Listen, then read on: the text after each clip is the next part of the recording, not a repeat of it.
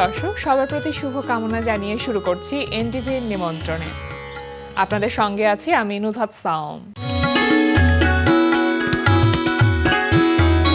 দর্শক, এনটিভি নিমন্ত্রণের আজকের আয়োজনে থাকছে সংস্কৃতি, এনটিভি অনুষ্ঠান সূচি ও আলাপন। প্রথমেই সংস্কৃতি।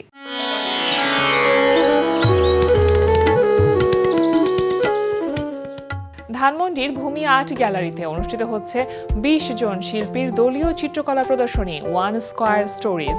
প্রদর্শনী চলবে ২৬ ফেব্রুয়ারি পর্যন্ত। লালমাটিয়ার কলাকেন্দ্রে অনুষ্ঠিত হচ্ছে শিল্পী ফারজানা আহমেদ উর্মির একক চিত্রকলা প্রদর্শনী আত্ম অনুপস্থিতির সাক্ষ্য। প্রদর্শনী চলবে ২ মাস পর্যন্ত। গ্যালারি কায়ার ওয়েবসাইট গ্যালারি কায়া কন্টেম্পোরারি আর্ট সেন্টারে অনুষ্ঠিত হচ্ছে ৭৯ জন শিল্পীর ৩৫৫টি চিত্রকর্ম নিয়ে আর্ট এফোর্ডেবল ফেস্টিভ্যাল। দর্শক, আপনি চাইলে ওয়েবসাইটে ব্রাউজ করেও ফেস্টিভ্যালের ছবিগুলো দেখে নিতে পারেন। ফেস্টিভ্যাল চলবে ২৮ ফেব্রুয়ারি পর্যন্ত। এবার এনটিভি অনুষ্ঠান সূচি। এবার জানিয়ে দিচ্ছি এনটিভির আজ রাতের বিশেষ বিশেষ অনুষ্ঠানগুলির সময়সূচি। রাত ৮টা ২০ থাকছে গোলাম মুক্তাদিরের পরিচালনায় ধারাবাহিক নাটক কাজিনস। অপেক্ষায় থেকো না আম্মু। তোমাকে আমি আগেও বলেছি, এখনো বলছি, আমি তোমার সাথে কোথাও যাব না। আমার অপরাধটা কি?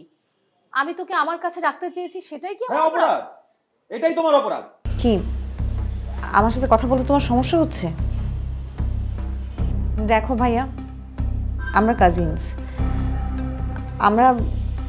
আমরা একজন আরেকজনকে অন্য কোনোভাবে চিন্তা করতেই পারি না। রাত ৯টা ৩০ থাকছে মোহাম্মদ নুরুজ্জামানের পরিচালনায় Momtaz herbal presents secret beauty expert.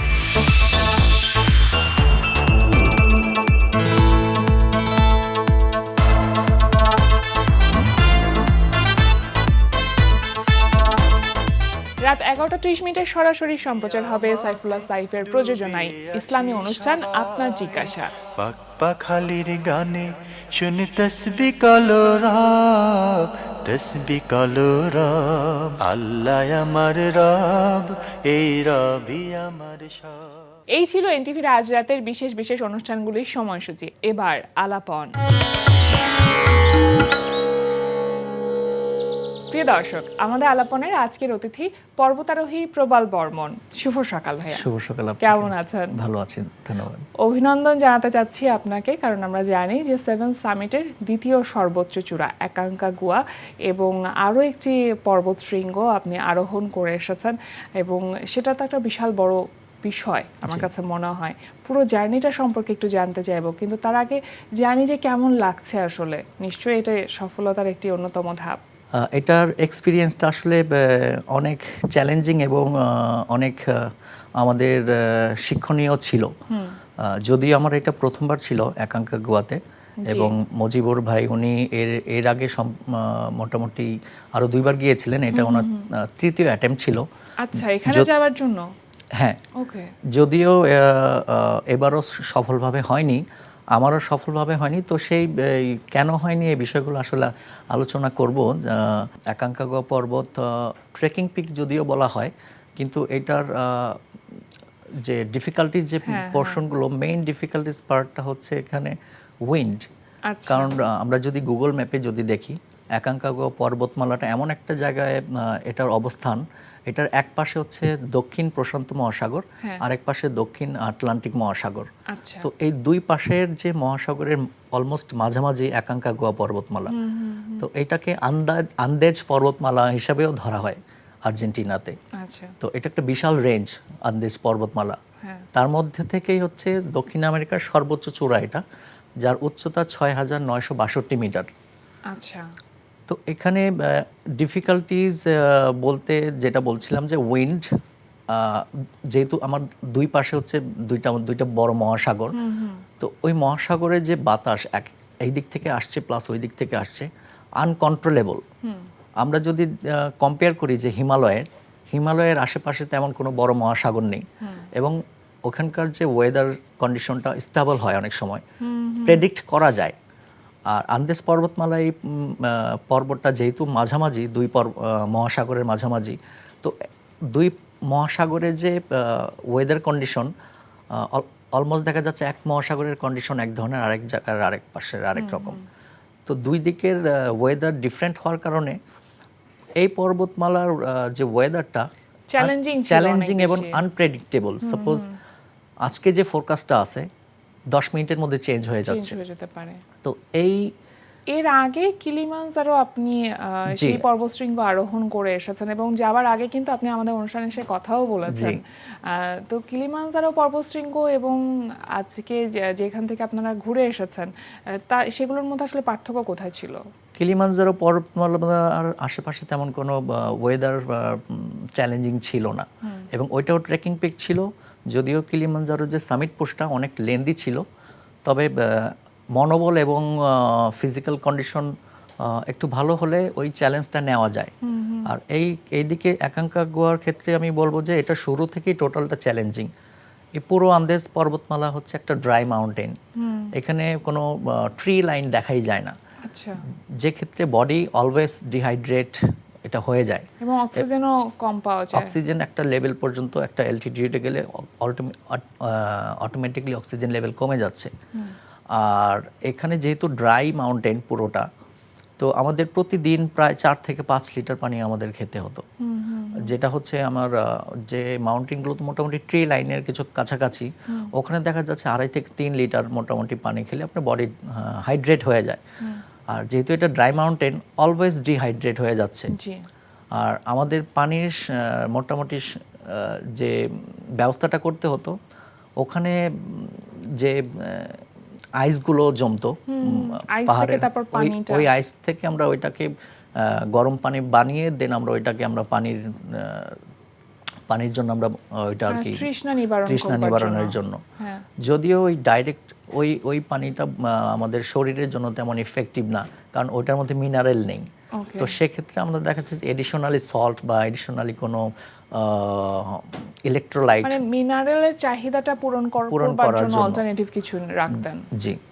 আচ্ছা, একটু জানতে চাইবো যে এই যে 16টা দিন মানে সেখানে আসলে সামিট করবার জন্য লাগলো, এই 16টা দিন আসলে থাকবার ব্যবস্থা কি ছিল, মানে কিভাবে থেকেছেন সে সময়টা? এটা আমরা আর্জেন্টিনাতে একটা এজেন্সির সাথে আমরা কন্ট্রাক্ট করে গিয়েছিলাম, যেখানে ওরা লজিস্টিক সাপোর্ট থেকে এখানে ফুড প্লাস হচ্ছে এখানে গাইডিং এবং হচ্ছে পুরো অভিযানটাতে যে রুটটা আমরা ইউজ করতাম, ওই রুটে ওদের স্পেসিফিক কিছু ডোম থাকতো, ওকে। এবং হাই অ্যালটিটিউডে গিয়ে তখন ডোমের জায়গায় আমাদের টেন্টের ব্যবস্থা থাকতো। আচ্ছা। তো পুরো জার্নিটাতে যদি ভাগ করি, আমরা স্টার্ট করেছিলাম পেনিটেন্টিন্স, যেটা হচ্ছে আমরা মেন্দেজা শহর থেকে, আর্জেন্টিনা মেন্দেজা শহর থেকে পেনিটেন্টিন্স, যেটা হচ্ছে আমাদের প্রথম আর কি মিটিং পয়েন্ট ওকে। এই এজেন্সির সাথে। তো সেখান থেকে আমাদের প্রথম ট্রেকিং যেটা শুরু হয়, প্রথম দিন আমরা 3.5 থেকে 4 ঘন্টার একটা ট্রেকিং করি, কনফ্লুয়েন্সা নাম যেটা হয়, এটা 3000 সামথিং অ্যালটিটিউড। তো ওখানে ডোমের ব্যবস্থা আছে, তো বিশাল ডোমের মধ্যে এক ডোমে দেখা যাচ্ছে 10 থেকে 12 জনের মতো আমরা স্টে করতে পারি। এছাড়াও কেউ যদি প্রিমিয়াম কোনো সার্ভিস নিতে চায়, আলাদা করে টেন্ট সার্ভিসও নিতে পারে, পার্সোনাল ইন্ডিভিজুয়াল। যেহেতু আমরা একটা গ্রুপের মধ্যে গিয়েছিলাম, তো তারা আমাদের একটা ডোমের মধ্যে ব্যবস্থা করেছিল। এরপর আমরা পরের দিন অ্যাক্লিমাটাইজ হতে হয় আমাদের বডি, কারণ একটা অ্যালটিটিউডে গেলে পরবর্তীতে অ্যালটিটিউড যখন যাব, আমাদের বডিটাকে অ্যাক্লিমাটাইজ করার জন্য, পাহাড়ের সাথে অ্যাডজাস্ট করার জন্য আমরা কিছুটা উচ্চতা গিয়ে আবার ফেরত আসি। আচ্ছা, মানে একটা কোপিং মেকানিজম আর কি। হ্যাঁ। ওকে। তো সেক্ষেত্রে আমাদের প্লাজা ফ্রান্সি আমরা একটা অ্যাক্লিমেটাইজ করতে যাই, যেখান থেকে একাঙ্কাগুয়ার সাউথ ফেসটা দেখা যায়। আচ্ছা। এবং এই সাউথ ফেসটা হচ্ছে একাঙ্কাগুয়ার সব থেকে ডিফিকাল্ট একটা ক্লাইম্বিং রুট। ইউজুয়ালি আমরা যে গিয়েছিলাম, আমরা নর্মাল রুটটা ইউজ করেছিলাম। মোটামুটি সব ধরনের যারা ট্রেকার ক্লাইম্বার আছে এই রুটটাই চুজ করে একটু ইজি ওয়ের জন্য। তো আমরা অ্যাক্লিমেটাইজ হওয়ার পর এরপর আমাদের গন্তব্য ছিল প্লাজা দি মুলাস, যেটাকে আর কি বেস ক্যাম্প ধরা হয়। আচ্ছা। যে কোনো একটা পর্বতের একটা বেস ক্যাম্প হয়। হ্যাঁ। তো ওই বেস ক্যাম্পে যেতে আমাদের লেগেছিল প্রায় 8.5 থেকে 9 ঘন্টা। আচ্ছা।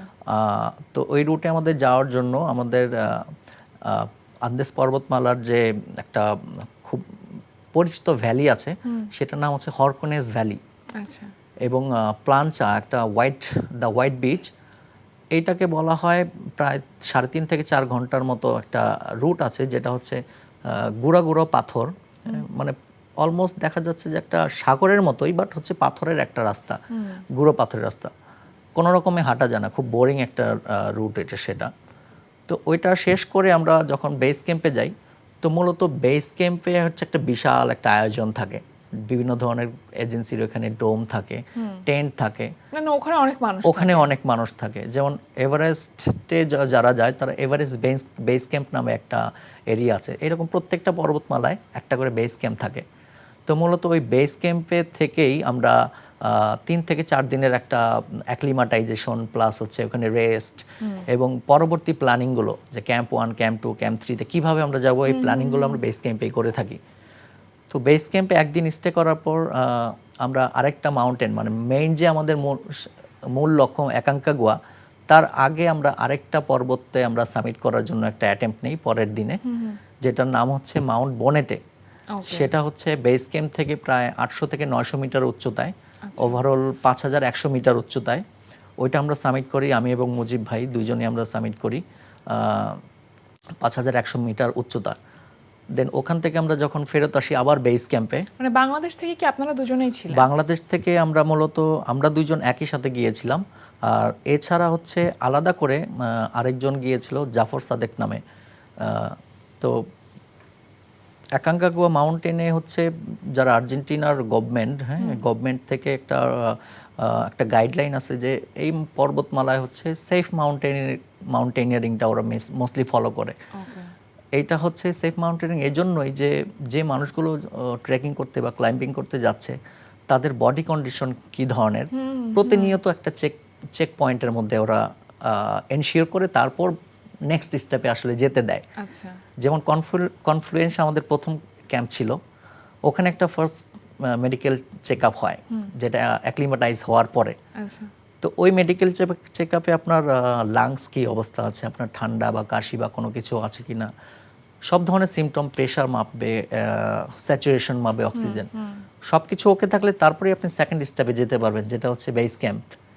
তো ওখানেই আসলে জাফর সাদেকের ইনিশিয়াল দিনে আসলে বডি কন্ডিশন তেমন একটা ওরা ওইভাবে পায়নি, যার কারণে আসলে ওনাকে ফেরত আসতে হয়েছে। তো আমরাও আসলে খুবই এটা অনেক সময় বডি কন্ডিশনের চাইতেও মেন্টাল কন্ডিশনের উপর ডিপেন্ড করে, ডিপেন্ড করে, হয় যে একটা অ্যাংজাইটি কাজ করতে থাকে, এক্স্যাক্টলি প্রেসার ফিল হয় মানুষের। এক্স্যাক্টলি। তো মাউন্টেনে মেন্টাল প্রেসারটাই হচ্ছে সবথেকে বড় চ্যালেঞ্জিং। দেখা যাচ্ছে যে আমার বডি ভালো আছে, বাট মেন্টালি আমি একটু উইক হলে সাথে সাথে বডিতে একটা এফেক্ট, লেভেল যদি বেশি না হয়, এফেক্ট পড়ে। আপনার ভিতরে কি একটু ভয় কাজ করছিল?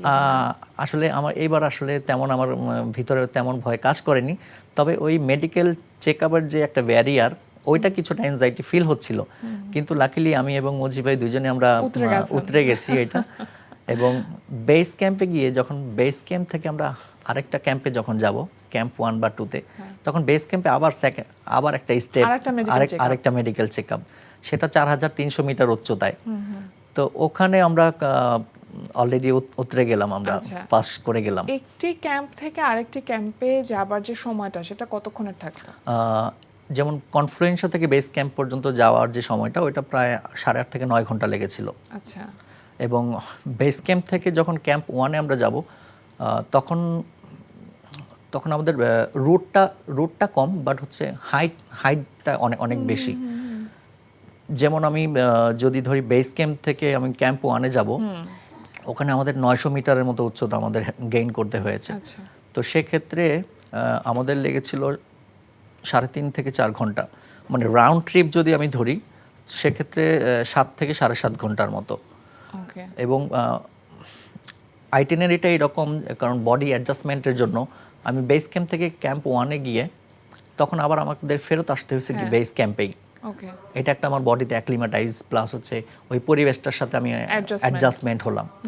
এবং যখন আমরা গেলাম আর্জেন্টিনাতে এজেন্সিগুলোর সাথে যখন আমরা যাই, তখন বিষয়টা এমন হয় যে নর্মালি আমার তো যে ব্যাকপ্যাকটা আমাদের রাকশাক বলি আর কি, যেটার মধ্যে আমাদের সমস্ত ধরনের ইকুইপমেন্ট সব কিছু থাকে, তো ওইটার সাথে সাথে আমরা যেহেতু একটা গ্রুপ ওয়াইজ যাচ্ছি, যে কয়দিনের জন্য আমরা উপরে থাকবো, আমাদের যে খাদ্য যে ব্যবস্থাটা আমাদের নিজেদেরই আর কি বহন করতে হয়। তো কি কি সেক্ষেত্রে খাবার নিয়ে যেতে হয়?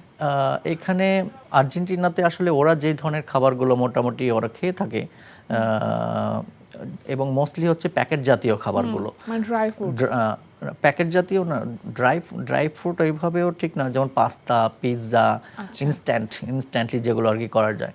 আমরা যেমন এখানে আলু ভর্তাও খাই, ওখানে এটা পাউডার ফর্মে ওখানে ওরা ওটা নিয়ে যায়, আচ্ছা। যাতে একটু গরম পানির সাথে একটু বয়েল করলে এটা অলমোস্ট একটা দেখা যাচ্ছে আলু ভর্তার মতো একটা কিছু হয়ে যায়। তো এই ধরনের ফুডগুলো ওরা মোস্টলি ওখানে ওরা প্রিজার্ভ করে। এবং মিট আর্জেন্টিনা খুবই ফেভারিট, যেমন ওখানে one of the best steak হয় বিফের। কি ধরনের খাবার নিয়ে যেতে হবে এই ইনস্ট্রাকশনটা কি আপনাদেরকে দিয়ে দেওয়া হয়েছিল? আমাদের প্রথমে প্রাথমিকভাবে জিজ্ঞেস করা হয়, যখন এজেন্সির সাথে আমরা কমিউনিকেট করি, আমাদের প্রাথমিকভাবে জিজ্ঞেস করা হয় যে আমরা কি কি ধরনের খাবার খাই। তো যদিও আমরা বলি যে আমরা যেহেতু বাংলাদেশ থেকে আমরা ভাতটা প্রিফার করি, সেক্ষেত্রে আসলে দেখা যাচ্ছে যদি ওরা বলে এই ধরনের ওরা মেনটেন করবে, আলটিমেটলি ওখানে গিয়ে আসলে ওদের খাবার ছাড়া আসলে অন্য কিছু খাওয়ার তেমন স্কোপ নেই। আমি একটু জানতে চাইবো আপনার কাছে যে যখন একাঙ্কগো একদম সর্বোচ্চ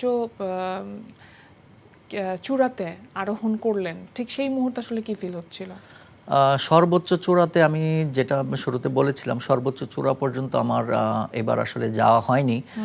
আমি ওই রকম আসলে এবার লাকি ছিলাম না কয়েকটা কারণে।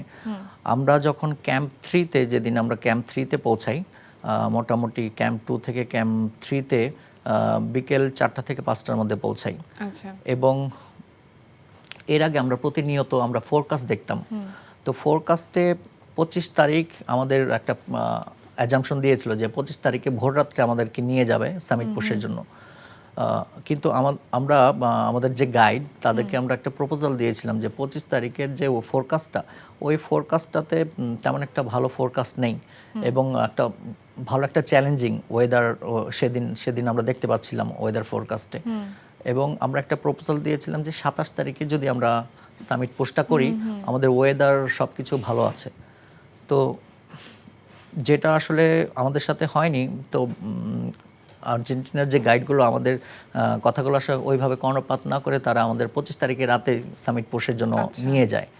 তো যেই চ্যালেঞ্জটা এবং যে ভয়টা আমাদের মধ্যে ছিল আগেই, যে এই ফোরকাস্টটা তো আসলে আমাদের জন্য ঠিক না, তো এর মধ্যে থেকে আমাদের আসলে যেতে হয়েছে তাদের আসলে ওই ইনসিস্টের কারণে। তো যেটা হয়েছে, আমরা ভোর 4:30 আমরা রওনা হই, পুরো গ্রুপ আমরা প্রায় 6 জন আমরা রওনা হওয়ার পরে ভোর 4:30টার দিকে যখন রওনা হই, আমার সম্ভবত খেয়াল আছে অলমোস্ট তখন 8টা থেকে 8:30 সকাল 8:30।